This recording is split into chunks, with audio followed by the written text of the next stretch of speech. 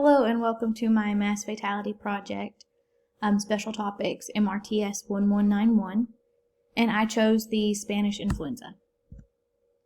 The Spanish flu started in 1918.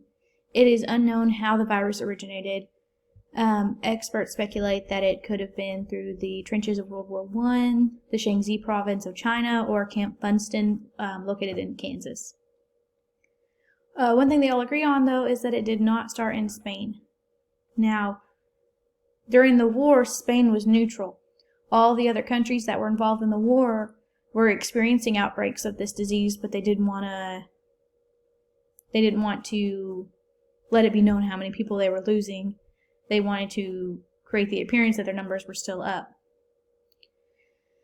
The war itself helped to spread this disease around the world, and spread around it did.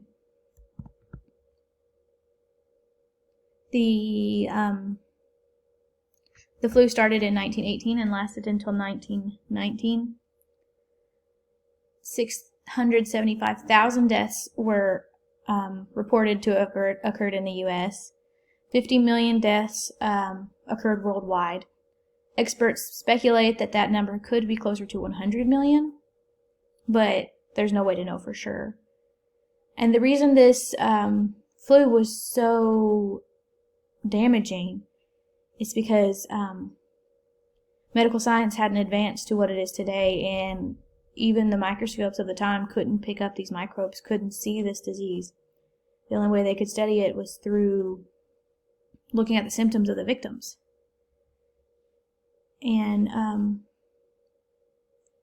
that is something to be grateful for, that we do have that kind of science today. And speaking of death tolls, the month of October 1918 was one of the most deadliest months in American history. 195,000 Americans died within that 1 month. Many communities were impacted, and some of the most common ways they were impacted was through major shutdowns of the city. People would be fined for not wearing masks in some areas. Hospitals were at maximum capacity. People were dying at home and staying there for days before being picked up. One of the worst cities to see the effects of the Spanish flu was Philadelphia. Philadelphia saw around 1,000 deaths per day in the month of October 1918. They went through a coffin shortage. One of the health leaders ignored doctors' orders and held a parade for the city that around 200,000 people attended, and 3 days later their hospitals were full. They were unable to take in any more people after 3 days. And that shows you how serious something like this can be and how you need to heed warnings. A company called J.G. Brill made streetcars, and during this pandemic they started making boxes to be used as caskets. Now, I think this is one really good example of a community coming together and showing how different businesses can help the funeral industry. And so I think that's a really great thing to highlight. Now we're going to talk about funeral directors a little bit. Now, I am so excited to have found this picture. This picture was taken in 1918. This was a double funeral for two sisters who were victims of the Spanish flu.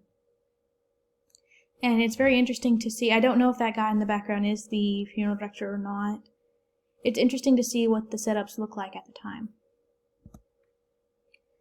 Some of the struggles the funeral directors of the Spanish flu found was they suffered through a very high death rate in a very short time frame. They suffered through a coffin shortage and a storage space shortage. And what I mean by that is they didn't have anywhere to place these bodies. There was no emergency management. There was no emergency setup of a morgue for them. They didn't have these things available to them, and they were very underprepared. There are records of funeral homes keeping coffins with people in them in the hallway, just set down on the floor in the hallway of the funeral home. One funeral home, the funeral director had a log, and he had to keep caskets in his living space because he had nowhere else to put them. There were no more room. On History.com, I read a story where a little boy and his friends were climbing on coffins on the street. They were just climbing and playing. They had no idea what was in the boxes, but they were just laid out on the street. And we don't really know if those caskets were just about to be picked up or what the situation was with them, but there was a story about that. The boy was around 6 years old when that happened. Funeral directors had to fear being infected themselves, their family members. I'm sure many had to bury their family members during this time. And they had to work through the sickness at some points because there was nobody else to do it. Funeral directors were desperate to find grave diggers because the cemetery crews themselves were overworked. There was too many deaths. There was no way to keep up. Some of the resources funeral directors were able to use at this time was police officers. They helped to pick up the dead from their homes. They drove a carriage or a streetcar around cities. In Philadelphia, I read they would drive a carriage up and down the city 24 hours a day and shouting, "Bring us your dead, bring us your dead," and the carriage would always come back with bodies, even though it ran round the clock. One city got inmates to dig the graves for them. Another city had city employees have to get out there and dig the graves themselves. Cemetery crews tried to help the funeral home and vice versa. The funeral home tried to help the cemetery crews in any way they could. Even family members of the deceased had to help when needed, and there are many accounts of family members having to dig the grave for their loved one. After the Spanish flu, one thing that I hope that funeral directors took from this is emergency preparedness. They need to plan for such an event. They need to talk with their city management, and they need to come up with ordinances and plans in place to protect the funeral director, to protect the hospital staff, nurses, first responders. And compared to the Spanish flu versus what's happening today, I say there is a great difference in the level of resources funeral directors have, as well as plans in place and knowledge about what's going on.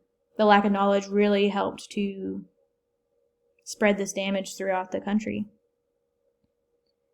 And after the end of this disease, I hope funeral homes learn to have a good relationship with emergency responders and law enforcement and really create that sense of community, because we all are in this together and are all trying to help each other and help get through this. And you really did see that with the streetcar company. You saw police officers helping funeral homes, even city employees having to get out and dig graves. It really shows how they all came together to try and get through this terrible time. And here's my references page. Thank you so much for listening to my mass fatality project.